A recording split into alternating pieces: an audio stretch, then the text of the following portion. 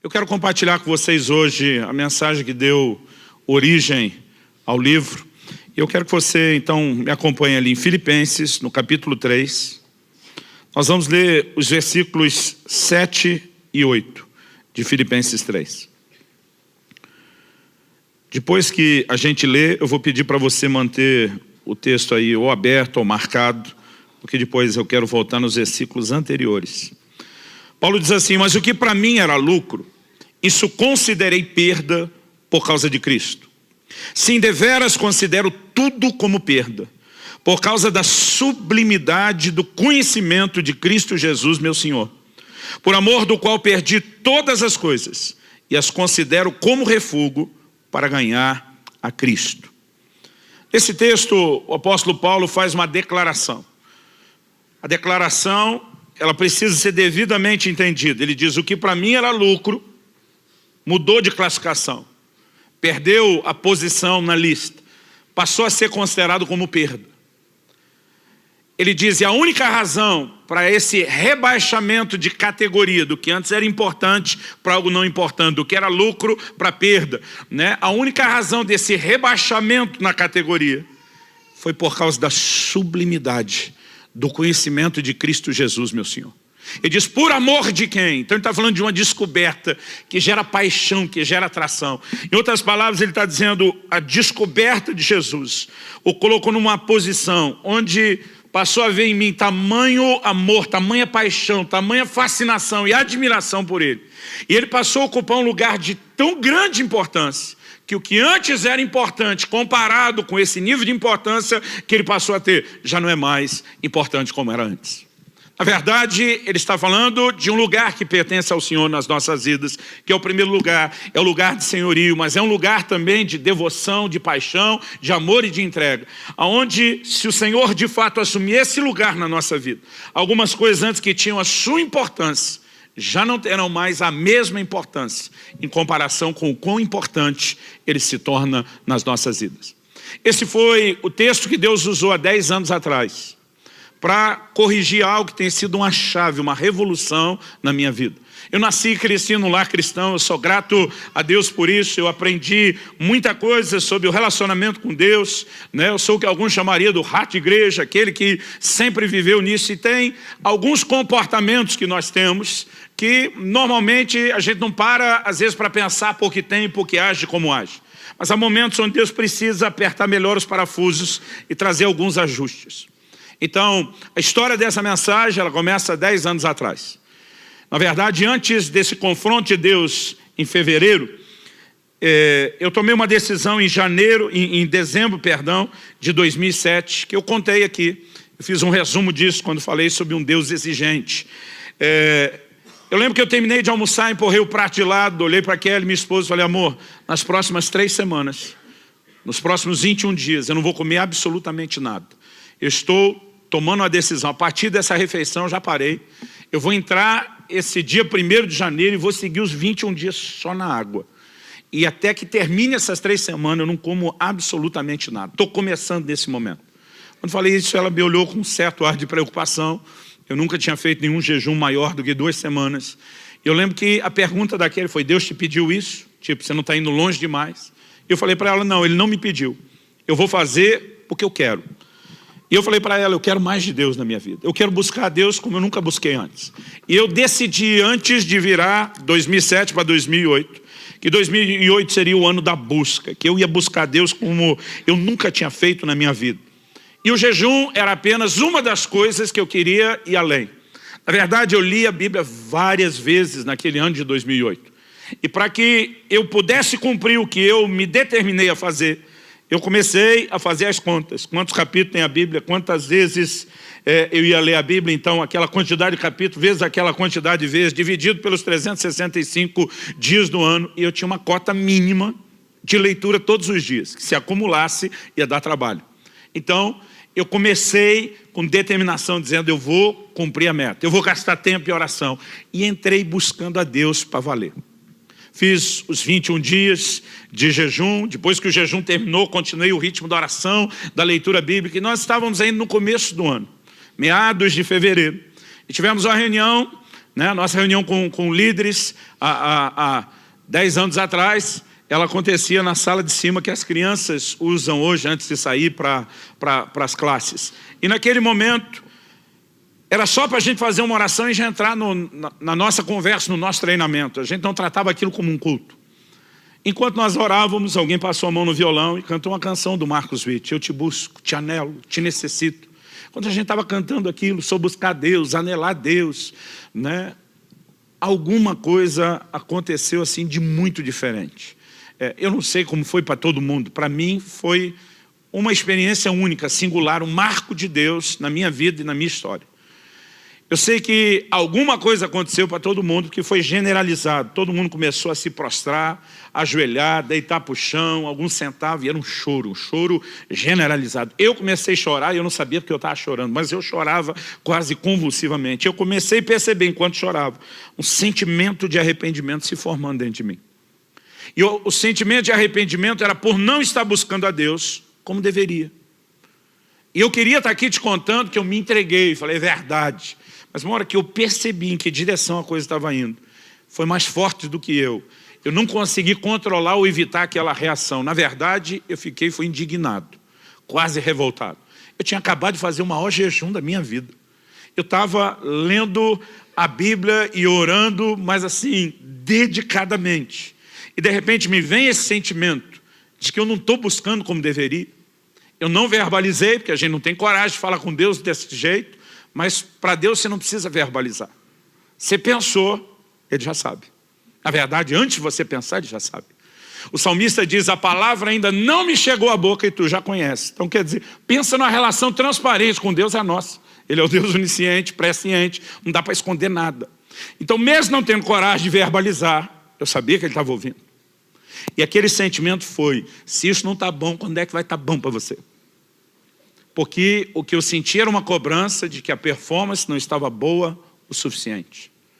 E naquele momento o Senhor me respondeu, e essa frase ela virou o tema da mensagem, ela virou o tema do livro.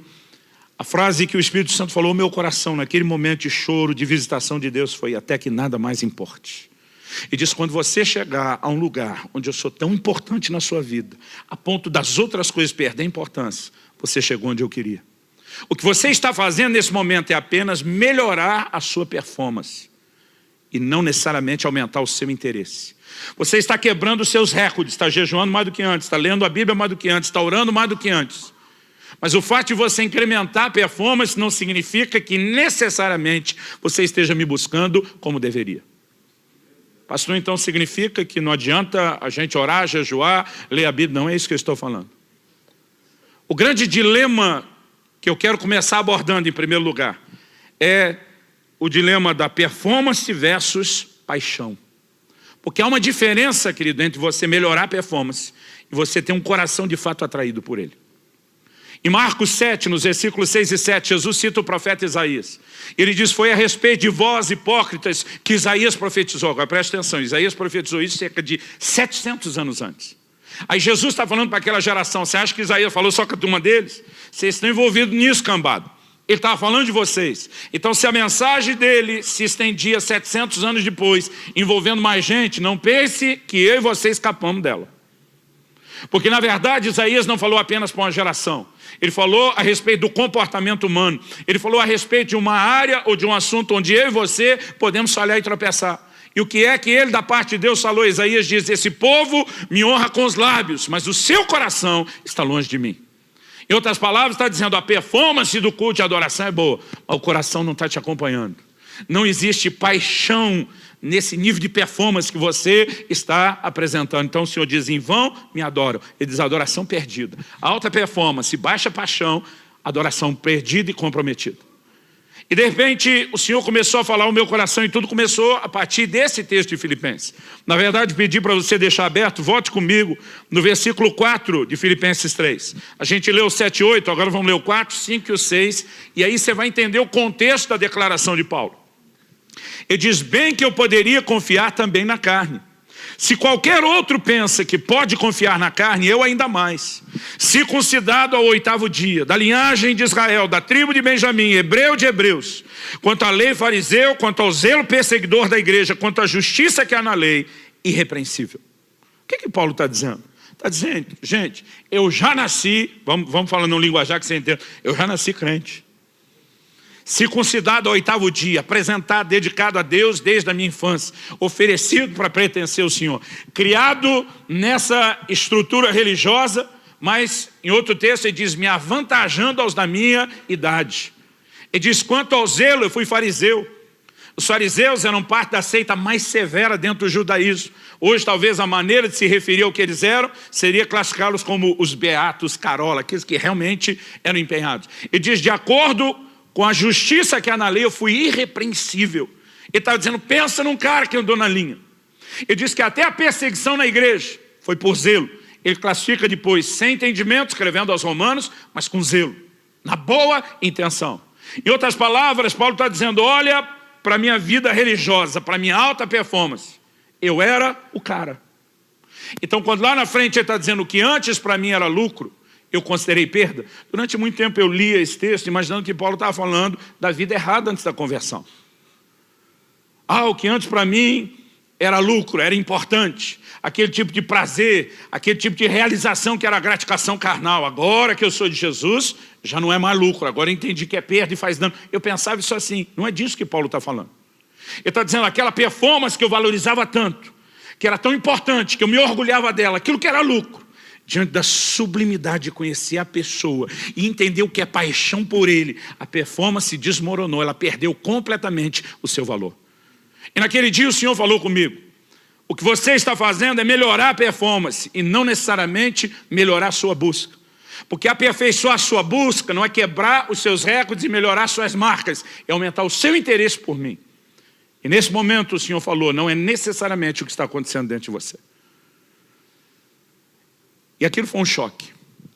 É muito importante que a gente comece falando desse dilema de paixão versus performance.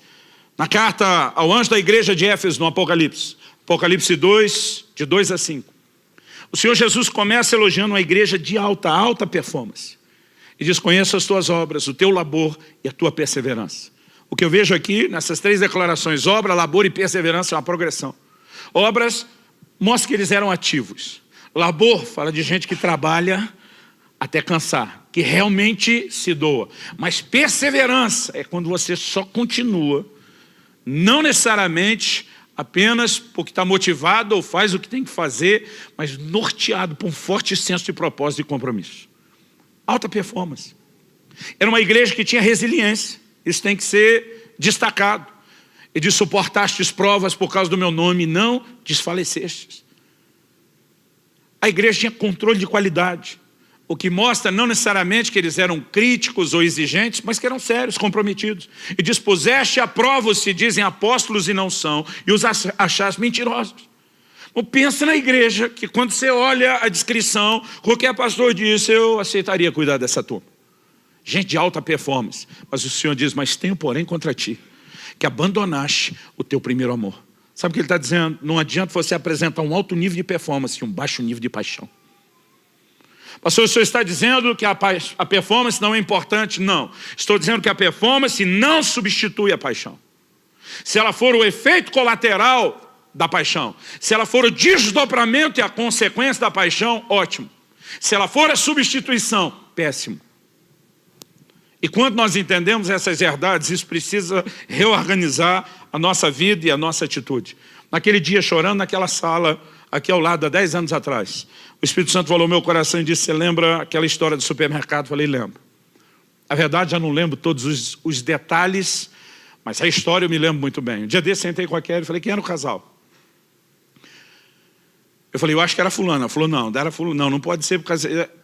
A verdade é que alguns desses detalhes eu não tenho, mas a história para mim é nítida e clara. Eu acho que eu estava no meu primeiro ano como pastor. E eu fui chamado para mediar uma discussão. Eu fui chamado para mediar um problema que um casal teve. Na verdade, a gente brinca que o casal crente não briga, tem excesso de comunhão. Eles tiveram exagero na comunhão. E aí fui chamado para mediar a conversa. Eu chego, pensa no marido indignado. Quando eu cheguei, já fui protestando. Pastor, essa mulher é louca. Então eu falei, calma. Jó chamou a mulher dele de louca e tinha razão. Vamos ver se você tem razão. O que aconteceu? Pastor, eu lembro que na época Eu lembro que era recém-casado, que me parecia muito tempo de casado. Ele estava com cerca de 20 anos. Não sei se era perto de completar ou recém-completado. Vou deixar aqui no cerca, mais ou menos. Eu lembro que falou, nós temos cerca de 20 anos de casado. Essa mulher sempre quis que eu fosse com ela no supermercado. Pastor, eu odeio supermercado. Eu falei, não é só você, o sindicato é grande. Mas e daí? E foi daí que eu resolvi agradar a mulher. Depois de 20 anos. Eu resolvi ir com ela no supermercado. E essa louca me chega e diz, eu não quero que você nunca mais vá comigo no supermercado. E ele estava revoltado. E a mulher serena, tranquila, esperando a vez dela e com um sinalzinho assim. Depois dele falou eu. Aí quando ele encerrou mais ou menos, falei, sua vez.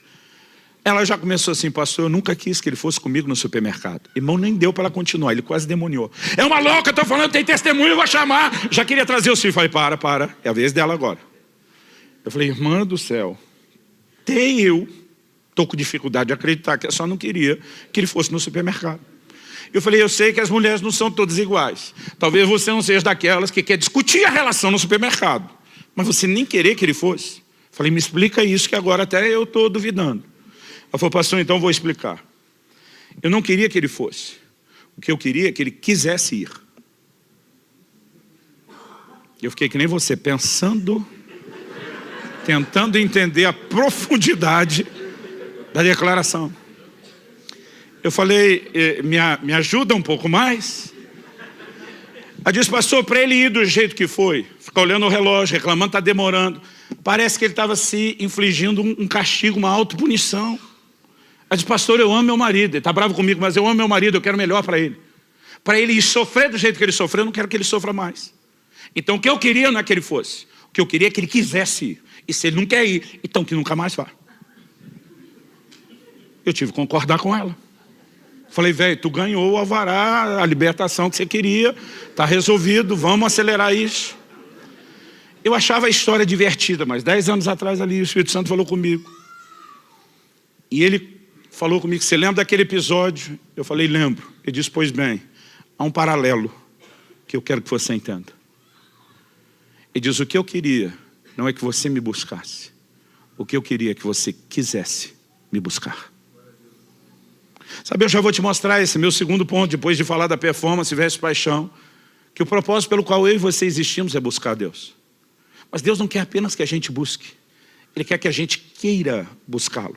E o que ele falou naquele dia, ao mesmo tempo que a sua intenção de ler mais a Bíblia é boa, irmão, eu tinha que ler várias vezes, mas eu não estava de folga. O dia continuava corrido. Então eu chegava em casa, depois que o dia acabava, aí eu começava as minhas horas de leitura bíblica. Eu sou um cara que eu troco a noite pelo dia fácil, eu sou notívago. Mas isso é bom quando você pode trocar pelo dia e dormir de dia. O problema é que eu estava num ritmo de vida comum, era o ano inteiro. Então não tinha como ficar madrugada, acordado e dormir até tarde depois. Então, na primeira semana é uma coisa. Eu já estava há 1 mês e meio naquele ritmo, dormindo bem menos. Então chegava ali 2, 3 da manhã, eu estava quase dormindo em cima da Bíblia. E o Senhor começou a falar no meu coração. O que você está fazendo ao só melhorar a performance é quase que se infligir uma autopunição, um autocastigo. Agora, vamos ficar aqui lendo a Bíblia e tornar esse tempo chato e enfadonho, mas vamos cumprir com o compromisso. Eu comecei a perceber que há uma diferença entre você buscar e você entender o que é buscar do jeito que Deus espera. Eu sei que a partir daquele dia tem uma frase do renomado escritor C.S. Lewis, que ela ganhou um significado completamente novo para mim. C.S. Lewis costumava dizer, o cristianismo, se é falso, não tem nenhuma importância. E diz, se é verdadeiro, tem infinita importância. O que ele não pode ser é de moderada importância. E na verdade, eu concordo plenamente com ele. Irmão, se Deus é tudo que a Bíblia diz que é, se o nosso relacionamento com ele pode ser tudo o que a gente entende na palavra que é. Deus não nos chamou apenas para viver uma vida religiosa. O Salmo 25, 14 diz, a intimidade do Senhor é para aqueles que o temem, aos quais Ele dará a conhecer a sua aliança.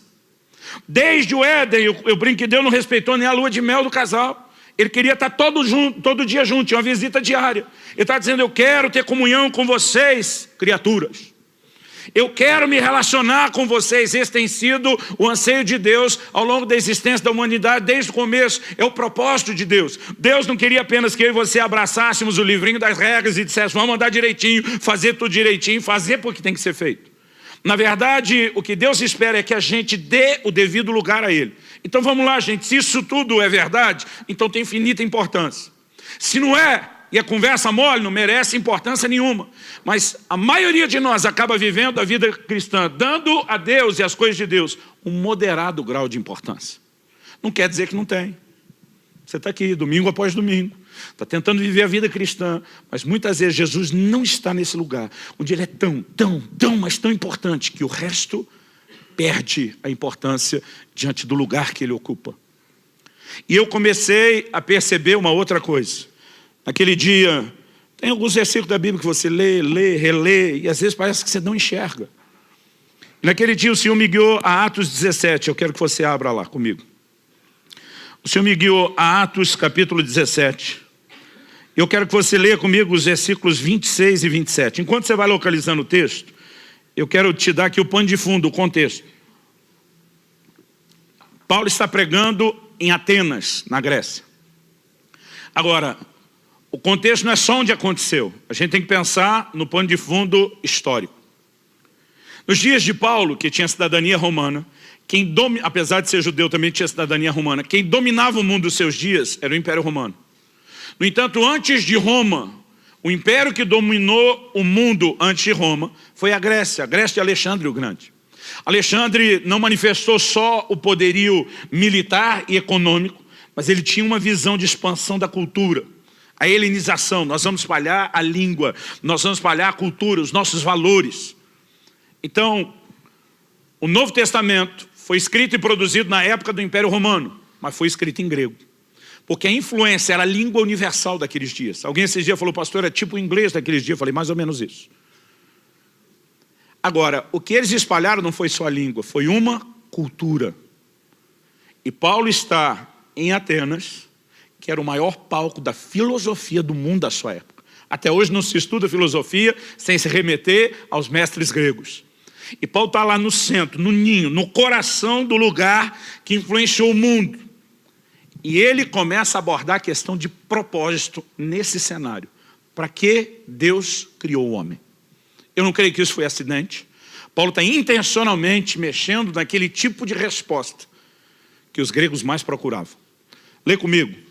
Ele diz, de um só, uma clara referência a Adão, fez toda a raça humana para habitar sobre toda a face da terra, havendo fixado os tempos previamente estabelecidos e os limites da sua habitação. Está dizendo, Deus, a partir de um, multiplicou uma raça, estabeleceu lá na terra, determinou e fixou os limites da habitação, os tempos específicos. Agora, por que Deus fez isso?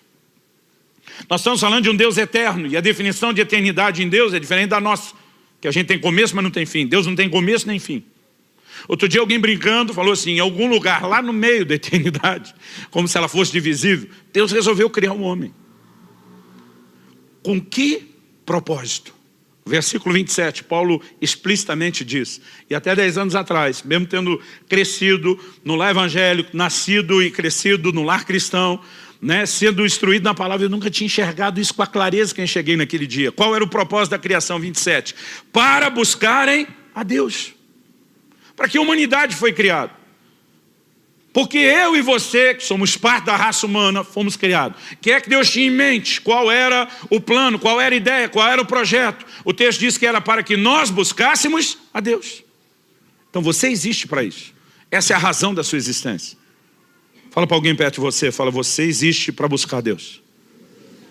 Agora, vamos continuar lendo, ele diz assim, para buscarem a Deus, se porventura, tateando, o possam achar. Bem que Ele não está longe de cada um de nós. O que é esse tateando? Tateando é a busca limitada. É quando você está desprovido de visão, sai apalpando. Você, como eu, já deve ter sido pego por esses blackouts, falta de luz, e a gente acaba dizendo, eu tenho certeza. Hoje a nova geração com celular não tem esse problema. A nossa era assim, eu tenho certeza que tem uma vela, uma lanterna naquela gaveta tal. E aí a gente saía no escuro, apalpando para procurar. Então, esse tipo de busca apalpando é a busca onde nós estamos desprovidos de visão. Nós não estamos no nosso melhor, mas é possível conseguir resultado. E do outro lado, a Bíblia diz que Deus não está longe. Em outras palavras, está dizendo, vocês são limitadinhos para buscar, mas eu vou facilitar. Eu não consigo ler e falar desse texto sem lembrar de um episódio que para mim é marcante. São muito boas memórias. De quando meus filhos eram bem crianças, ainda uns toquinhos de gente. Uma das coisas que eu gostava de brincar com eles era de me esconder e eles tinham que me achar. Mas lógico, irmão, estamos falando de umas crianças, né, que ainda eram uns toquinhos de gente, eu tinha que facilitar. Eu lembro que eu ajoelhava na frente do sofá, cobria só a cabeça com a almofada. E de vez em quando eles tiravam, achei. Eu tinha vontade de dizer, grande coisa, qualquer um faria. Mas naquele momento, você tem que dizer, não, está no meu nível. Eu tenho que facilitar, porque o propósito era me achar. E eu queria que eles me achassem.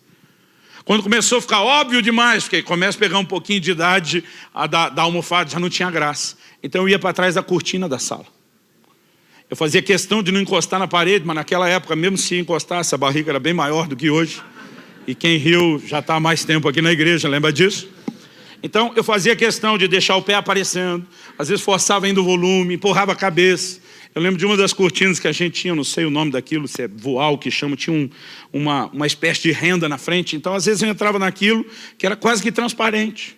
E engraçado era ver o Israel ali, tá ali, como se nem estivesse vendo eles, ou como se fosse difícil de me enxergar.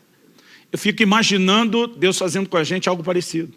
Está desprovido de visão, apalpando, então não vou dificultar. Porque qual era o propósito dele estabelecer a busca? Era que nós tivéssemos o resultado de encontrá-lo. Por isso que ele diz, serei achado de vós.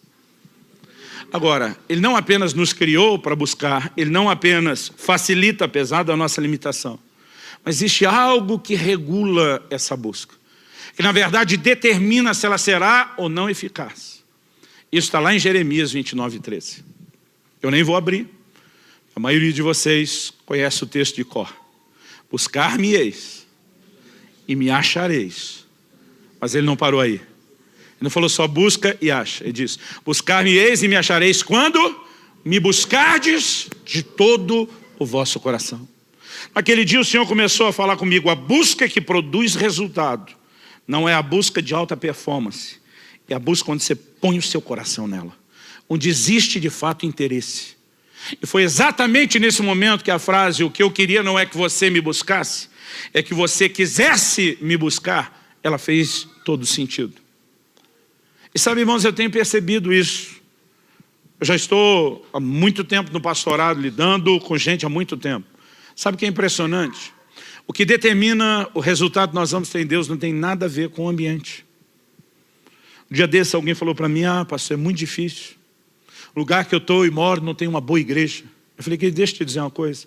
O Salmo 84 fala de alguém que cultiva um relacionamento com Deus e que passando pelo vale árido faz dele um lugar de fontes. Você não tem que estar num lugar de fonte. Você carrega a fonte. Se você tiver o relacionamento correto, não tem nada a ver com o lugar onde você está. Sabe, eu percebo às vezes no mesmo culto. Teoricamente, o mesmo culto deveria produzir o mesmo impacto para todo mundo, mas não é assim. Eu lembro de uma reunião específica. Terminou, veio um irmão. Ele estava todo emocionado, pastor. Que isso? Que isso, velho? Deus não é gente. Isso é coisa que os nordestinos entendem demais. Ela fala, Deus não é gente.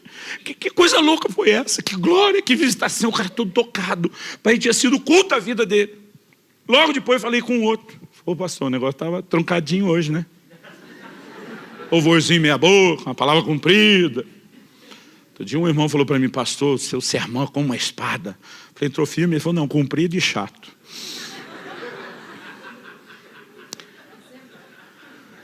Esse estava brincando, os que normalmente pensam assim, normalmente não fala para a gente. Aí, essa pessoa está dizendo, o cultinho truncar. Eu estou pensando, os dois estavam na mesma reunião, porque não é possível. Esse aqui dizendo, Deus não é gente, dizendo que foi a glória. E esse outro dizendo que a coisa foi ruim. Irmão, deixa eu te dizer, nem sempre é a reunião. A maior parte das vezes é você. É o seu coração. E nós precisamos entrar nesse lugar onde o nosso coração começa a ser tão atraído, tão cativado pelo Senhor, que isso não apenas vai fazer as outras coisas perder importância e garantir que Ele tem um lugar de preeminência, de primazia na nossa vida. Alguém me perguntou esses dias, pastor, esse livro é a respeito de amor por Jesus? Eu falei, não, esse livro é a respeito de tudo na vida cristã. Quando perguntaram a Jesus qual é o maior mandamento, ele diz, amarás ao Senhor teu Deus de todo o coração, com toda a alma, com todo o entendimento, com todas as tuas forças. O que é que Jesus estava dizendo? Que isso é o que de mais importante tem, você não vai achar nada na Bíblia que concorra com isso.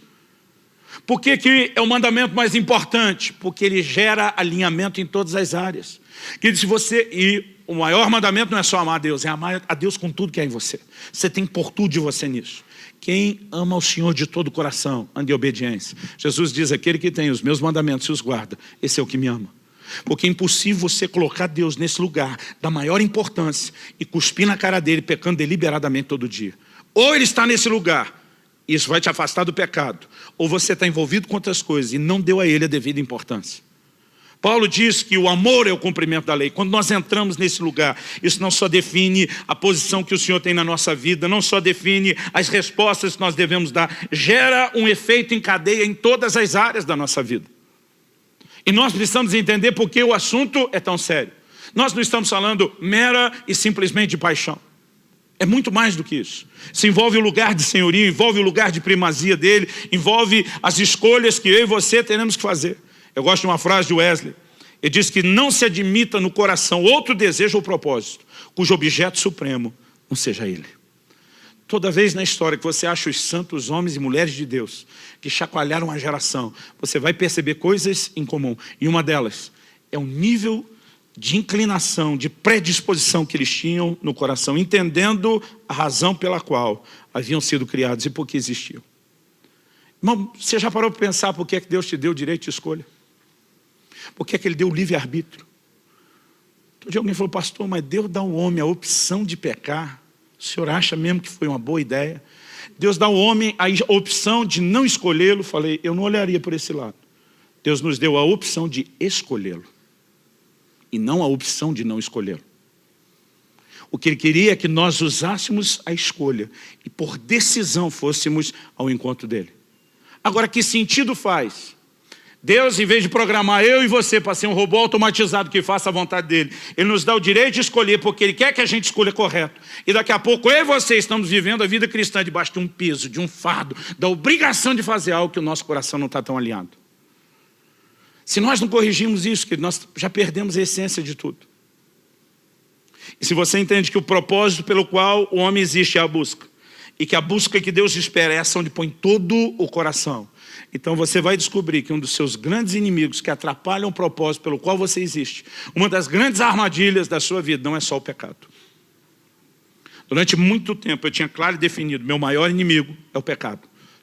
Alguém me perguntou, pastor, não é o diabo? Eu falei, não, é o pecado. Porque se eu não pecar, o diabo não pode fazer nada comigo. A Bíblia diz que aquele que está em mim é maior do que aquele que está no mundo. Só que a Bíblia diz para não dar lugar ao diabo. Isso acontece quando eu e você pecamos e quebramos princípios. Então eu falei, o que eu preciso é me vigiar. O que eu preciso é me guardar. Eu tenho que me manter longe do pecado. E durante muito tempo na minha vida cristã eu pensava, esse é o problema. Mas há 10 anos atrás, naquela salinha, o Espírito Santo falou comigo, você não está errado quando reconhece que o pecado é o inimigo. Você está errado quando acredita que ele é seu único inimigo. O Senhor diz, um inimigo que vocês não reconhecem como inimigo, porque ele não tem cara de inimigo. E vocês não conseguem ver o dano porque não entenderam nem o propósito pelo qual existe. São as distrações. Eu quero falar um pouco a respeito disso. Porque talvez o que nos impeça de entrar nesse lugar de busca, onde nada mais importa, não é que Deus não tenha a sua importância, é que nós deixamos que outras coisas sejam quase tão importantes quanto Ele. E se nós não chegarmos nesse lugar onde nada mais importa, Paulo diz, em nada tenho a minha vida como preciosa. Ele está dizendo, eu estou me lixando do que vai acontecer. O que tem valor é agradar o meu Senhor Jesus, o resto não importa. Há um lugar, querido, onde nós estamos tão alinhados com o coração de Deus, que a nossa vida reflete e transborda isso o tempo todo. Agora, quando não estamos, nós podemos estar nos enganando. Em Êxodo, no capítulo 5, dos versículos 7 a 9, nós vemos que quando Moisés é enviado por Deus para falar a Faraó, para libertar o povo, a palavra que Moisés traz a Faraó é, deixa meu povo ir para que me adore. O propósito da redenção, o propósito da libertação, era um só, adoração. Deus não queria apenas tirar a nação de Israel do Egito para dizer, ó, eu não estou aguentando ver vocês sofrendo, quero melhorar a vida de vocês. Quero que vocês mandem no nariz de vocês, tenham liberdade. Deus não queria tirá-los de lá apenas para melhorar a vida terrena. Ele está dizendo, eu quero tirar vocês desse lugar e conectá-los comigo. Eu quero que vocês entrem no lugar da adoração. Eu quero que vocês entrem no lugar da intimidade. Agora vamos pensar, porque há um paralelo por trás disso. No momento que Moisés fala isso para o faraó responde, esse povo deve estar muito ocioso para estar pensando em adoração. E diz, vamos encher o povo de trabalho, para que eles não tenham tempo de pensar em adoração. Qual era a proposta? Vamos distraí-los. Vamos roubar o foco deles. Agora a pergunta é, isso foi só a ideia de um déspota daquela época? Na simbologia bíblica, Faraó, ele tipifica Satanás. Aliás, o paralelo é enorme. Eles, como nação, Israel estava debaixo do senhorio de Faraó? Sim. Estavam debaixo de escravidão de um tirano? Sim. Essa é a nossa história. Colossenses 1,3 diz que Deus nos arrancou do império das trevas. A gente também estava. Quando foi que eles saíram? Na noite em que o cordeiro de Páscoa foi imolado. O sangue foi derramado. Quando foi que eu e você saímos debaixo do tirano que nos oprimia? Quando o Senhor Jesus morreu por nós. E Paulo escreve aos Coríntios e chama Jesus de o nosso cordeiro pascal. Agora, não era só a morte do cordeiro. Eles tinham que pegar do sangue do cordeiro, colocar nos umbrais das portas. Assim como também o que muda a nossa história e gera a nossa libertação, não é mero e simplesmente o fato de que Jesus morreu. É quando nós nos apropriamos do seu sangue, da sua obra, e trazemos isso para a nossa vida. O paralelo está definido. Quando eles saem do Egito, a nação de Israel é levada, conduzida por Moisés até o Sinai. No Sinai, Deus faz algumas declarações sobre quem eles são. Essas mesmas declarações são repetidas sobre nós, a igreja do Novo Testamento. Em 1 de Pedro 2,9, ele cita as mesmas palavras de Êxodo 19, 5 e 6. E diz, vós sois a nação santa, a geração eleita, o sacerdócio real, o povo de propriedade exclusiva de Deus. Eles estavam sendo libertos daquela escravidão para adorar o Senhor. E a gente? Zacarias, pai de João Batista, cheio do Espírito Santo, profetiza. Em Lucas 1, lá no final daquele capítulo comprido de Lucas 1, e diz assim, para que libertos das mãos dos nossos inimigos, o adorássemos em santidade e justiça todos os nossos dias. O paralelo se cumpre de ponta a ponta. Então a questão é, era só a ideia brilhante do faraó de distraí-los? Ou isso na simbologia bíblica representa uma armadilha que o mesmo Satanás que quer nos enredar no pecado, que é chamado de tentador, tem para nos parar em relação ao propósito? Agora, sabe o que é interessante? Nós somos a geração que mais viveu conforto, tecnologia, avanço, descoberta na história da humanidade. Nunca antes se desfrutou tudo que a gente tem. Locomoção depressa. Eu falei aqui esses dias, Paulo faz uma viagem de Jope, Pedro faz uma viagem de Jope a Cesareia Marítima, 2 dias caminhando, irmão, 30 quilômetros por dia. Eu fiz o mesmo trecho de carro em 40 e poucos minutos. Eu brinco que se Paulo olhasse isso lá do céu, ia falar para Deus, é injusto. Irmão, só naquele trechinho que eu fiz em 40 minutos, eu salvei 2 dias da minha vida. Era 2 dias de tempo livre comparado à vida de Pedro que eu poderia ter. Mas não importa o quão rápido as coisas ficam, a gente arruma mais coisas para fazer. Eu lembro do início do meu ministério, de eu fazendo visitas nas casas. E eu peguei o fim de uma era, de uma outra geração, que era a geração dos meus pais. E eu lembro que por mais de uma vez cheguei numa casa para comer. E a família que me convidou, ela fez um macarrão caseiro, desde a massa. Não se pegava molho de tomate pronto, se pegava os tomates. Ia se preparando a massa, o molho, tudo enquanto a gente ia conversando. Eu já sou de uma geração que na verdade comprava o macarrão um pouquinho mais adiantado no supermercado, pelo menos já pronto. Mas a nova geração, ela é impaciente. Que os 3 minutos do miojo demora muito ainda para eles. E quanto mais se facilita, mais coisa a gente arruma para fazer. Irmão, eu lembro da época em que a gente tinha que programar para ter tempo num fim de semana e conseguir assistir um filme, porque era 2 horas, era muito tempo num dia. A nova geração toma um porre de série, um episódio atrás do outro sem parar. E quanto mais tempo a gente ganha em algumas coisas, mais a gente perde em outras. Porque, na verdade, a gente toda hora se deixa distrair. Alguém disse, um certo pregador disse, que uma das coisas boas das redes sociais. Na época, o Instagram não estava em alta como agora, e ele falou do Facebook e do Twitter. Aí ele diz o seguinte, uma das coisas boas é que quando nós chegarmos diante de Deus para prestar conta, não vai colar desculpa, eu não tinha tempo para orar. Porque o Senhor vai puxar o registro e dizer, e essas horas que você gastava todos os dias nas redes sociais? A maioria de nós não enxerga, mas há muitas distrações. Em Lucas 14, Jesus estava comendo, a partir do versículo 15 até o 20, nós temos esse relato. Jesus está comendo e alguém solta um comentário, bem-aventurado quem comer contigo no reino. Jesus aproveita o contexto, tanto da comida como do comentário do camarada, e fala de uma parábola, de uma ceia, um banquete que foi preparado. Banquete na Bíblia, querido, é mais do que comer para repor as forças no dia a dia. Fala quando se senta para celebrar algo, do tempo de comunhão, é a valorização, tem convidados. E ele preparou o banquete e convidou. E não é um convite assim, dizendo, gente, daqui um mês vai rolar, põe aí na agenda. É mais ou menos o seguinte, estou te chamando, nós vamos ter um grande banquete, vai ser tudo preparado. E naquela época, vai ser tudo preparado, se preparava mesmo do começo ao fim. Quando estiver pronto, nós vamos chamar vocês.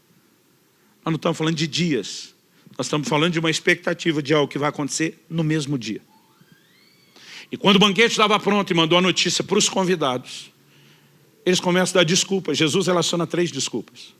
O primeiro diz, comprei um campo, não posso ir. O segundo diz, comprei 5 juntas de bois e tenho que experimentá-las, não posso ir. O terceiro, na verdade, diz, casei-me, portanto não posso ir. Se você for examinar cada uma das escusas, das desculpas, nenhuma delas é errada em si mesmo. Elas são boas, elas são legítimas. Na verdade, eu acho que a gente classificaria não só como não errada, como boa e legítima. Talvez para cada uma delas a gente poderia dizer resposta de oração, bênção de Deus, cumprimento de promessa. Nunca vi alguém tratar a aquisição de uma propriedade como problema. Pastor, ora comigo, a coisa está feia, comprei uma casa própria. Hã? Ninguém vai tratar isso como problema, irmão. O cara chega, glória a Deus, pastor. Deus ouviu minhas orações. Bênção de Deus, cumprimento de promessa. Além de não ser errado e ser algo bom e legítimo, a maioria de nós ainda vai olhar, bênção do Senhor. O segundo diz, comprei 5 juntas de bois. A gente às vezes não mensura isso porque o contexto cultural é diferente. Naquela época, a subsistência dependia de cada um arar a própria terra onde morava. Eles não tinham comida pronta sendo vendida o tempo todo como a gente faz hoje. A maioria tinha que, no seu quintal, plantar alguma coisa, colher aquilo, preparar a sua própria comida. Esse era o contexto. Hoje em dia, quando a gente fala de agricultores, nós estamos falando de um pequeno percentual da população, que tem grandes campos de plantio para abastecer todo mundo que não planta. E a gente é feliz que eles continuam plantando para ter comida para a gente. A maioria de nós não produz isso. A gente trabalha para ter o dinheiro para comprar de quem produz. Então nós perdemos a noção. Agora, o camarada na época ter 5 juntas de bois, 10 bois a mais, para ajudar a colher, significava o quê? Um aumento na produtividade. Aumento na produtividade significava também aumento nos ganhos. Você consegue imaginar alguém chegando e dizer, cara, ora por mim, coisa terrível, meus ganhos esse mês triplicaram. O cara aumentou a produtividade, está tendo retorno com isso? Empolgação, bênção de Deus, resposta de oração, cumprimento de promessa. Você não vai achar algo ruim naquilo. A terceira desculpa, então, nem se fala. Essa não dá para criticar, porque é a ideia de Deus. O cara diz, casei-me. Criação de Deus.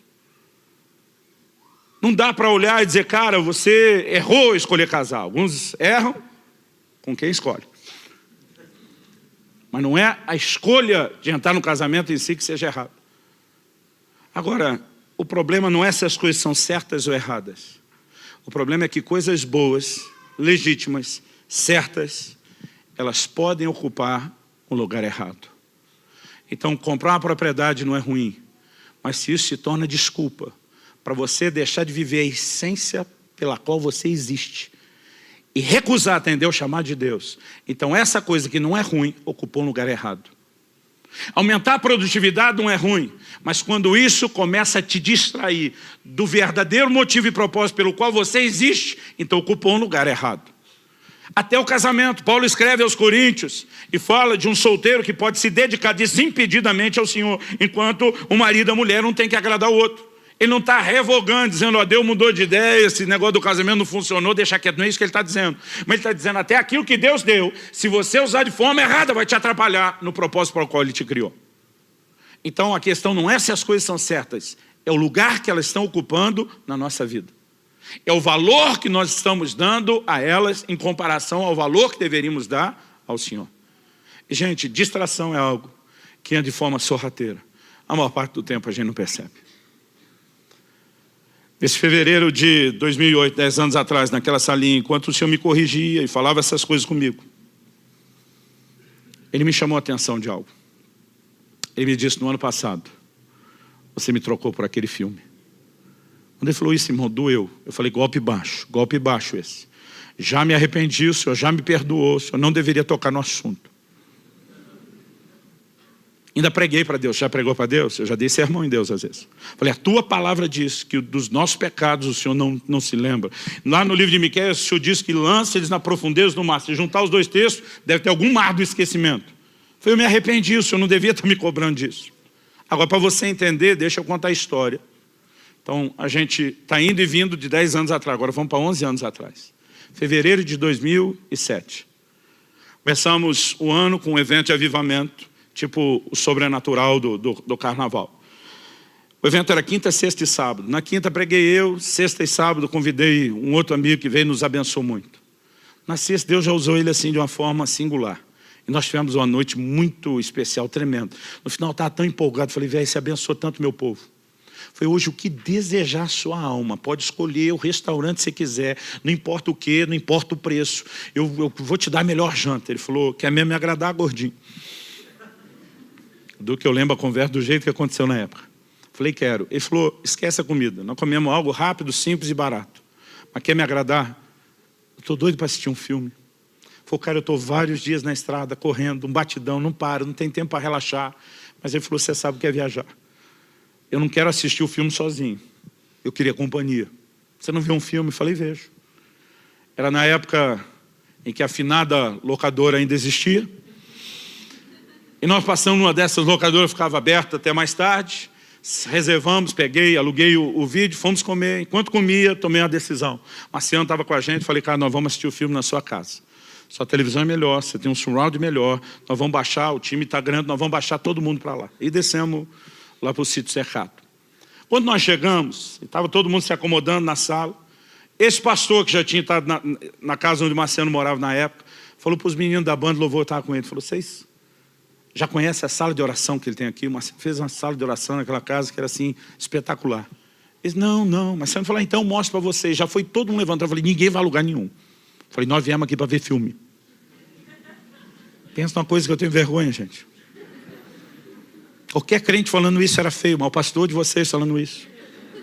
Mas não parou aí. Eu falei, se nós entrarmos naquela sala, vocês sabem o que é que vai acontecer. Nós vamos começar a orar, não vamos parar, não saímos mais de lá e não vamos ver o filme.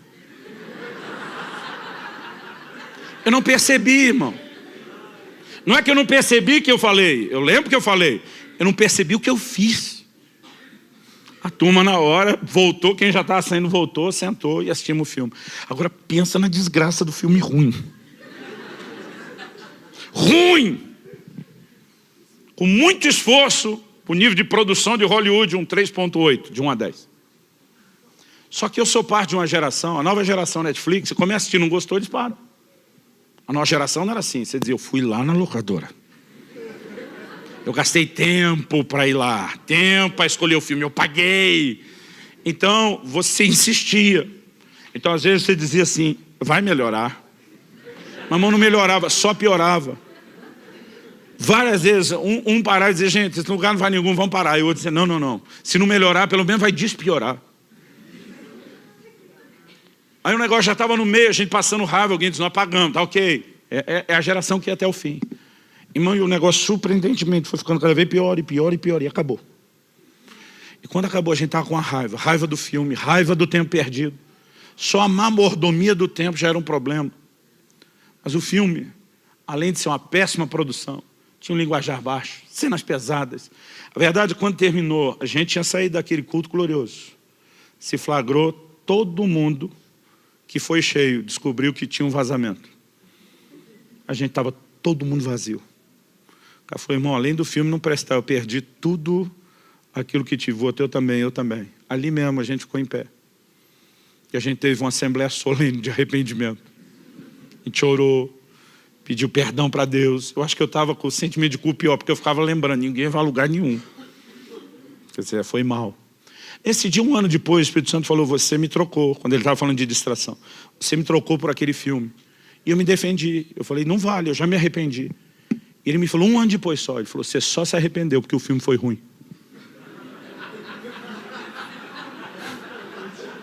Diz, se fosse bom, você nem tinha percebido.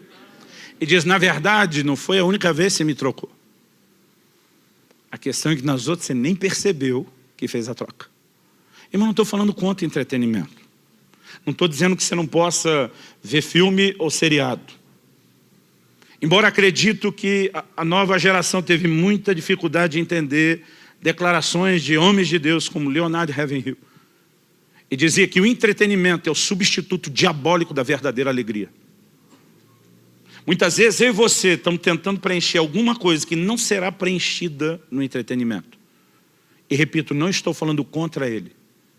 Mas nós somos parte de uma geração, que é a geração do entretenimento, que não desliga. O nosso problema, querido, não é que as igrejas não estão cheias. Na verdade, as igrejas no Brasil nunca antes estiveram tão cheias. E como um amigo meu disse que o Senhor falou com ele, nunca antes as igrejas estiveram tão cheias de tanta gente vazia. Algo precisa mudar e eu e você precisamos acordar. Eu não vim aqui te apontar o dedo, eu não vim jogar pedra em você. O que mais me constrangeu naquele dia, eu reagindo diante de Deus há 10 anos atrás, dizendo, se não está bom, quando é que vai estar bom para você? E o Espírito Santo falando comigo, eu não quero colocar pressão sobre você. Eu quero que você entenda o quanto eu te amo, o quanto eu quero a comunhão com você. Se você der mais de você a mim, significa que você também terá mais de mim. Se Deus permitir, o mês que vem eu quero falar dessa reciprocidade aqui. E a forma tão amorosa como Deus falou me constrangeu. Como diz alguém, me quebrou as pernas. Aquele dia eu tive um vislumbre, uma pequena revelação do amor e do interesse de Deus no nosso relacionamento. E de vez em quando eu lembro do que aconteceu naquela sala, isso ainda mexe comigo 10 anos depois. Eu não vim aqui tentar te oprimir da mesma forma como eu senti aquele dia que não era isso que o Senhor queria. Eu quero te ajudar a entender uma coisa e nós vamos terminar com o último texto na Bíblia. Vamos comigo para Lucas capítulo 10. Versículos 38 ao 42.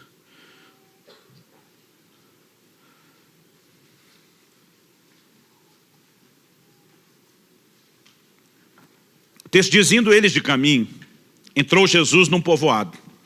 E certa mulher chamada Marta hospedou na sua casa. Tinha ela uma irmã chamada Maria, e essa quedava-se assentada aos pés do Senhor, a ouvir-lhe os ensinamentos. Marta agitava-se de um lado para o outro. Sua versão diz agitava, a NVI diz estava ocupado com muito serviço.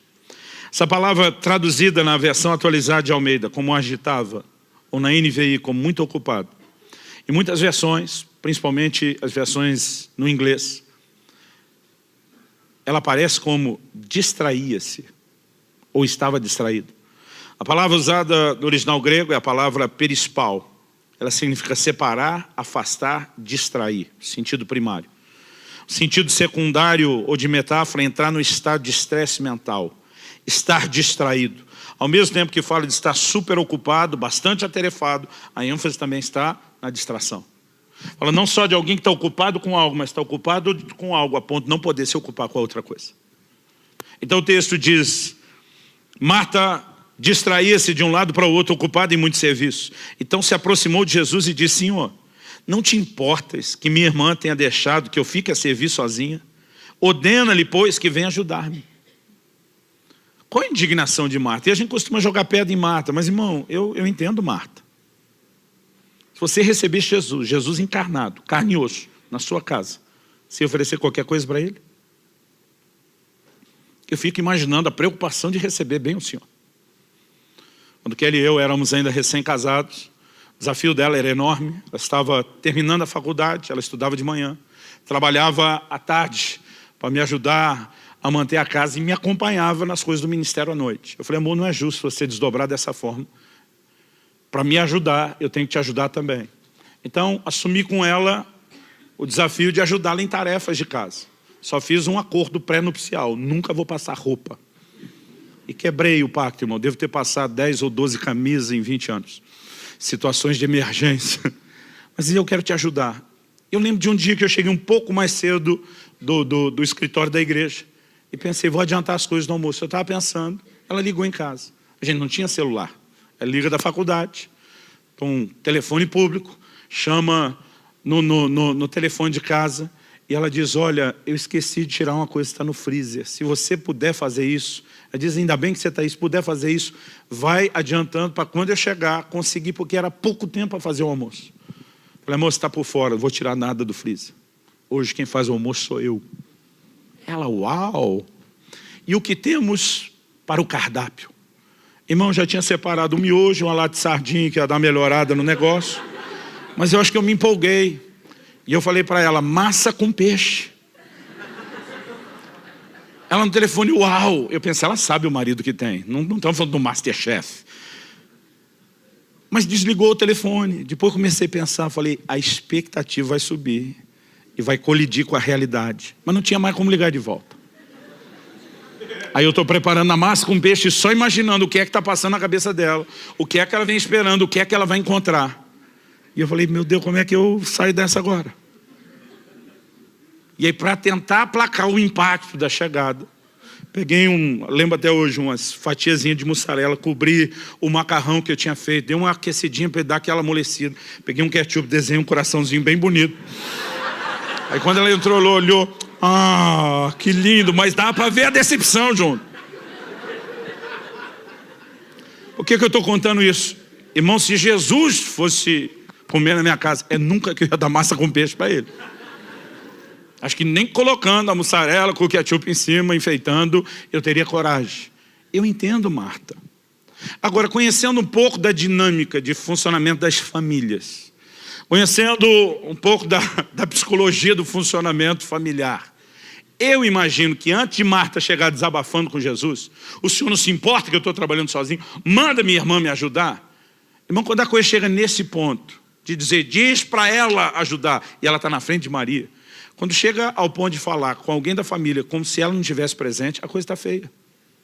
Eu lembro de uma visita que eu fiz, a família da igreja me convidou para almoçar, estamos lá.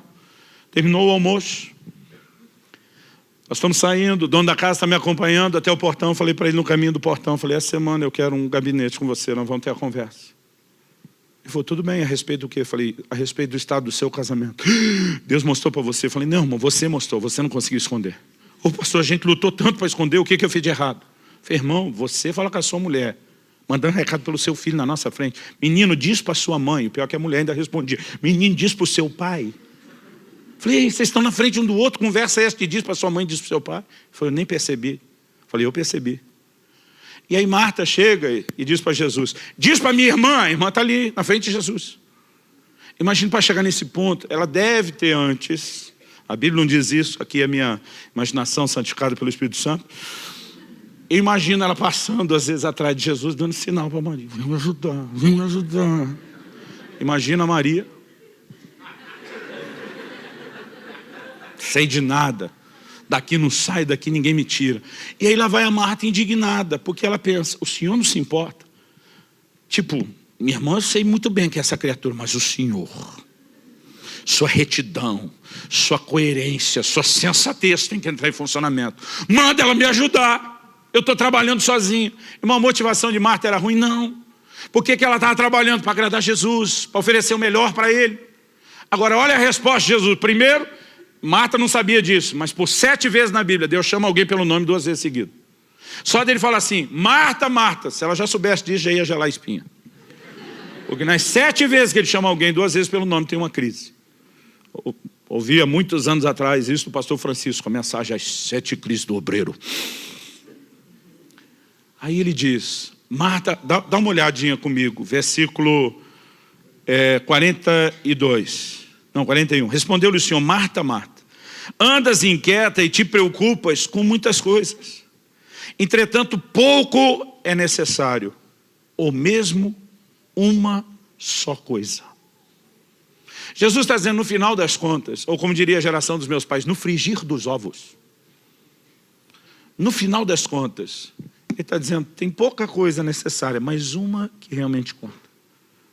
Mas o Criador está dando essa dica. Só falta dizer, hashtag fica a dica, galera. Diz, tem uma coisa que realmente importa. Aí ele diz, Maria escolheu a boa parte. O que é que Jesus está dizendo? O que realmente importa foi o que sua irmã escolheu. Aí Jesus vira para Marta e diz, e esta não lhe será tirada. Sabe o que está dizendo? É ruim que eu vou deixar você arrancar sua irmã daqui. Mas não é para me agradar, sim. Se você quer me agradar, me dê o que eu mais espero de vocês. Me dê comunhão, me dê relacionamento. Sente para ter tempo comigo. Irmão, não estou falando de viver uma vagabundagem espiritual onde você só fica sentado lá. Esse episódio vem logo depois da parábola do bom samaritano. A gente tem que ajudar as pessoas. Então não é nem só trabalhar fazendo pelos outros e nem só ficar com ele. Existe uma combinação equilibrada. Ele está dizendo uma só coisa realmente importa. Irmão, se isso é o que realmente importa, por que não é tão importante na minha e na sua vida? Você pode definir o que é importante para alguém pela maneira como ele usa e administra o tempo. Como que Deus é importante para mim e para você, a gente não arruma tempo para ele? Apesar de gastar tempo com um monte de coisa que não presta. Como que a gente não dá tempo para ele? Como que a gente não honra ele, colocando ele no mais alto lugar de respeito, de admiração, de fascinação e de disposição de agradá-lo? Como que nós não chegamos, a maioria de nós os crentes, nesse lugar, dizer como Paulo, em nada tenho a minha vida como preciosa, contanto que eu cumpra a carreira, o ministério que eu recebi dele. Ele está dizendo, minha vida é agradá-lo. Ele está num lugar tão importante, não importa se eu vou ser preso, não importa se eu vou apanhar, o que eu quero é agradá-lo. Quando você entra num lugar onde ele realmente importa, as outras coisas começam progressivamente a perder a sua importância, por causa da fascinação por quem ele é. Até que nada mais importe é chegar a um lugar onde você não apenas melhorou a performance, onde você não apenas descobriu o propósito da sua existência, mas onde você aprendeu a lidar com o inimigo chamado distração. Porque isso vai tentar nos enredar o tempo todo. Eu quero que você fique em pé para parecer que está acabando. Continua na próxima semana, se Deus permitir. Talvez eu não use o termo ou a palavra distração. Talvez dê uma outra roupagem, use uma outra terminologia. Nós vamos explorar um pouquinho mais ou como essas coisas nos atrapalham. Hoje eu só quero definir que existe necessidade de conserto, existe necessidade de ajuda, de ajuste, e eu quero terminar te chamando a rever. Com rever eu quero dizer um autoexame. Eu quero que você repense pelo menos 3 coisas. E a gente arremata com isso. Primeiro, qual a motivação da sua busca? Quando Paulo diz o que para mim era lucro, virou perda, ele não está dizendo, eu arrependi de nascer, vamos mudar, interpretar o que ele falou, né? De nascer num lar cristão. Ele não está dizendo, eu acho ruim que eu fui circuncidado ao 8º dia. Ele está dizendo, o tanto que eu valorizava essa performance toda, eu já não valorizo mais. Não era a coisa em si, era a valorização da performance. A minha pergunta a você, qual é a motivação da busca? Eu me lembro de um dia que o Senhor me confrontou. Eu entrei no quarto da casa dos meus pais, o quarto que eu usava quando era solteiro, e gastava horas em oração todo dia. E me bateu uma saudade do tempo com Deus naquele lugar, eu estava emocionado. E o Senhor falou comigo, por que é que você já não gasta esse tempo que você gastava antes? Eu falei, eu casei, tive filho, o ministério cresceu. O Senhor me disse, essa é a desculpa que você usa, não é o verdadeiro motivo. E diz, o que te fez entrar nesse quarto não era mero e simplesmente os encontros que você tinha comigo. Foi porque te convenceram que esse era o preço necessário para chegar ao lugar de realização ministerial que você queria. Você queria o sobrenatural, você queria os dons, você queria as manifestações, você se enterrou aí horas todos os dias. Mas quando você alcançou aquilo que você realmente estava buscando, o quarto já não era mais tão necessário ou tão atraente. Porque você não estava apenas me buscando, você estava buscando aquilo que eu queria fazer, ou que você queria que eu fizesse. Muitas vezes a minha e a sua motivação até na busca já está descompensada. Talvez não é a performance pela performance, mas às vezes não é o meu resultado, é o resultado de Deus. E a gente tem que pensar isso. Porque até que nada mais importa é ser atraído pura e simplesmente por Ele. A segunda coisa que eu quero que você repense, Qual o nível de importância que, de fato, você dá a Deus na sua vida? Quando eu digo de fato, porque é fácil a gente na teoria falar, Deus é o que eu tenho de mais importante. Como é que você não arruma tempo para Ele? Por que você não obedece a Ele?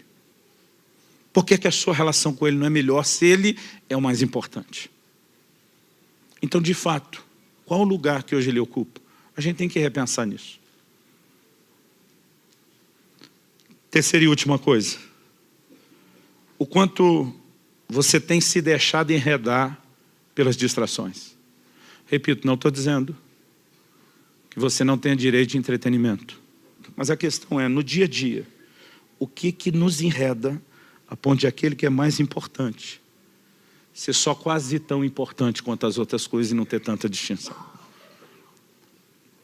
Não é o tipo de coisa que eu espero que termine aqui agora. Nós vamos orar. Eu creio que Deus quer fazer algo no meu e no seu coração. Mas eu espero que não termine aqui agora. Eu espero que você não apenas adquira o livro. Eu espero que você estude, leia, medite, rumine, avalie. Questione na sua vida como estão essas coisas. Eu gostaria que o nosso tempo de oração agora fosse, antes de mais nada, você não apenas se examinando, mas se permitindo também ter o exame do alto. Além do autoexame, tem o exame do alto. No Salmo 139, 23, 24, o salmista diz, sonda-me, ó Deus, e conhece o meu coração. Tem coisas que a gente não enxerga, até que Deus mostre. Mas para que Deus mostre, a gente tem que se expor, a gente tem que se fazer vulnerável a Ele e a ação dEle. Então coloca a sua vida diante de Deus. Eu quero que você ore por alguns instantes. Talvez você precise se arrepender de determinadas distrações. Talvez você precise se arrepender porque ele ainda não é tão importante quanto deveria ser na sua vida. Mas o mais importante é que você entenda que não está colocando sobre você um peso de culpa ou condenação. Antes de você fazer essa oração, eu quero citar uma frase que eu li em algum lugar e que me chamou muito a atenção, me fez repensar. William Inge, não sei se é Inge ou Indy que pronuncia o nome dele, disse: gastarmos 16 horas por dia em contato com as coisas dessa vida e apenas 5 minutos por dia em contato com Deus, será de admirar que as coisas dessa vida sejam para nós 200 vezes mais reais do que Deus? Eu acho que a mudança começa não só em olhar para dentro do coração, mas em reprogramar a maneira como eu e você vivemos. Deus não é uma pessoa para você ter apenas um breve e rápido encontro num culto de domingo ou numa reunião de célula. É alguém com quem você se envolve todos os dias.